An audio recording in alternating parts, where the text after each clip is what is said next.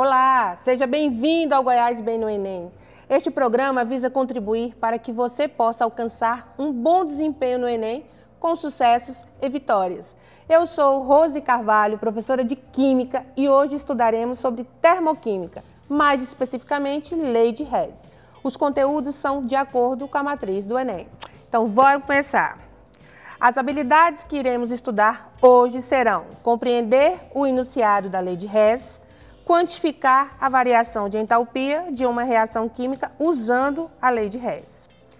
Para falar de termoquímicas, temos que relembrar alguns conceitos. O primeiro deles são reações endotérmicas e reações exotérmicas. Reações endotérmicas são aquelas reações que absorvem calor para que possa acontecer. Reações exotérmicas são aquelas que liberam calor quando acontece, né?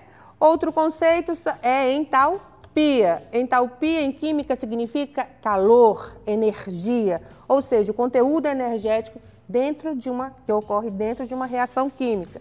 E para calcular a entalpia, nós temos ΔH é igual a H final, ou seja, entalpia final menos entalpia inicial, ou o ΔH é igual à entalpia dos produtos menos a entalpia dos reagentes.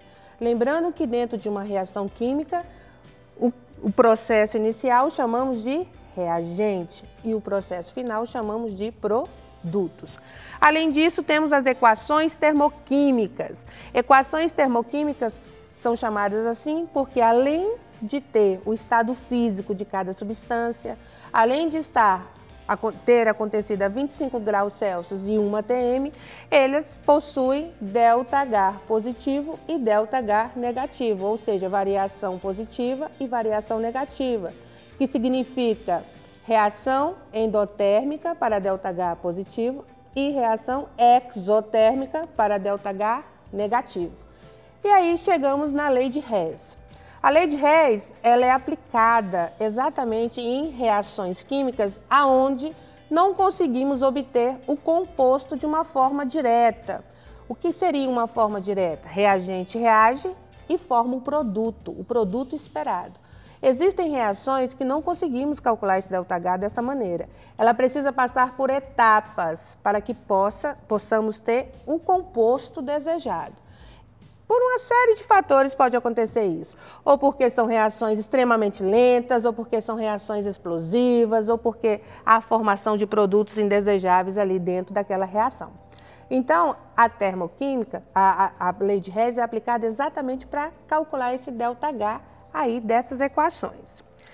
Então, a Lei de Hess estabelece o seguinte, que o calor liberado ou o calor absorvido numa reação química independe dos estados intermediários pelos quais a reação passa. Ou seja, a variação de entalpia em uma reação química depende apenas, pessoal, anotem isso aí, apenas do seu estado inicial e do seu estado final da reação. Ou seja, depende apenas do que está escrito nos reagentes e do que está escrito nos produtos, tá certo? Aqui nós temos uma reação direta, A formando D, aonde tem um valor de ΔH.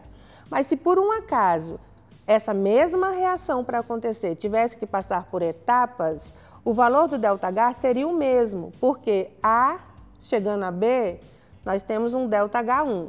B chegando a C, nós temos um ΔH2. E C chegando a D, nós temos um ΔH3. Então, a somatória dos ΔHs dessas etapas me daria o valor do ΔH. Então, independente da forma que você obtém aí essa equação, ou de uma forma direta, reação de uma forma direta ou de uma forma indireta, o valor, a variação de entalpia sempre será o mesmo, o valor dela, tá certo? Então, para calcular a Lei de Hess, temos algumas regrinhas que vocês têm que lembrar aí. A primeira, as equações termoquímicas podem ser somadas como se fossem equações matemáticas ou algébricas. Invertendo uma equação termoquímica, o sinal do ΔH também tem que ser invertido. O que isso significa? Se você pegar o produto e colocar no lugar do reagente e o reagente no lugar do produto, a reação será outra. E por um acaso, se a reação que você tinha no início tinha um sinal positivo, quando você inverter as substâncias, ela vai ter o sinal negativo, tá certo?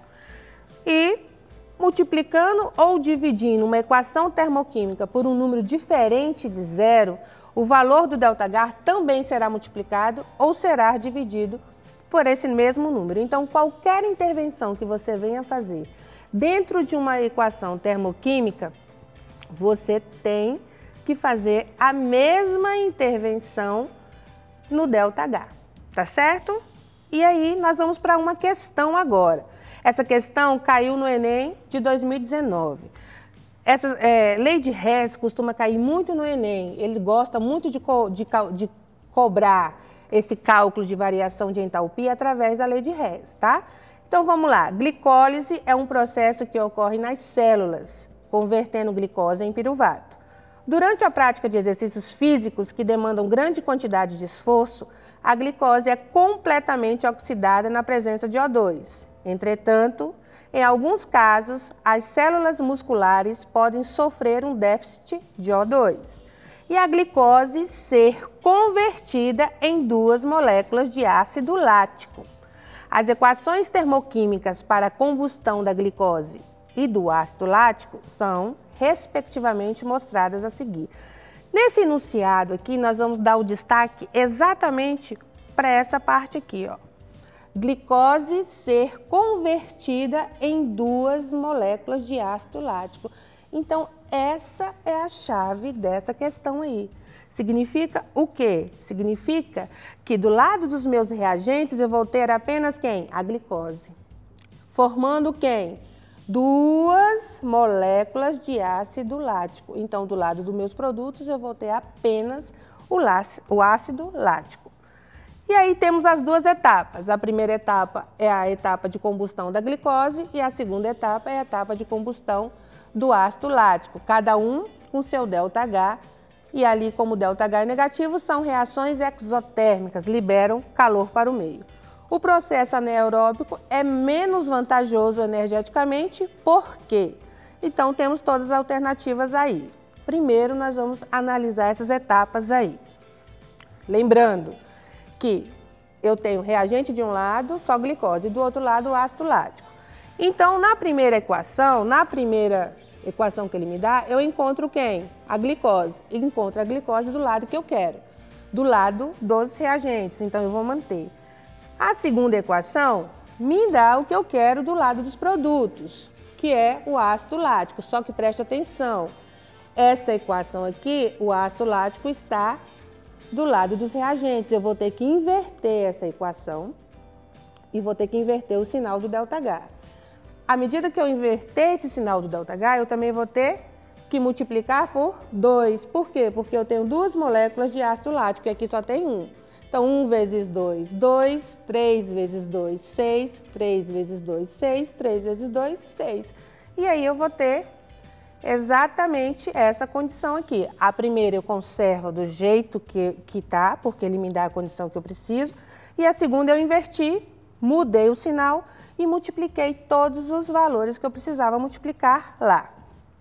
E aí, o que não tiver no reagente, o que não tiver no produto vai ser cortado. Eu vou cortar 6O2 com 6O2, 6CO2 com 6CO2, 6 águas com 6 águas e vai me sobrar apenas o que eu quero, que é exatamente a glicose do lado dos reagentes e as 2 moléculas do ácido lático do lado do produto. E vou calcular o ΔH. Lembrando que menos com mais subtrai e conserva o sinal do maior. Então, menos 2.800 mais 2.688 dá exatamente menos 112. O que nos leva, na verdade, à letra A. Ou seja, libera 112 quilojoules aí de glicose, tá certo? Então, pessoal, por hoje é só. Assim finalizamos a nossa aula. Espero que vocês tenham revisado aí um pouquinho de termoquímica e prestado atenção na lei de Hess, porque para fazer aí, matar a pau a questão quando cair no Enem, tá certo? Então, conto com vocês até na próxima aula de Química no Goiás, bem no Enem. Lembre-se, sem sacrifício não há vitórias. Valeu, até a próxima. Um beijo grande e um forte abraço. Goiás Bem no Enem fica por aqui, desejo a você uma semana de muito sucesso nos estudos. Semana que vem a gente está de volta para mais um dia de preparação. E já adianto que as aulas serão de língua portuguesa e história. Você não vai perder, né? Então, um forte abraço e até mais!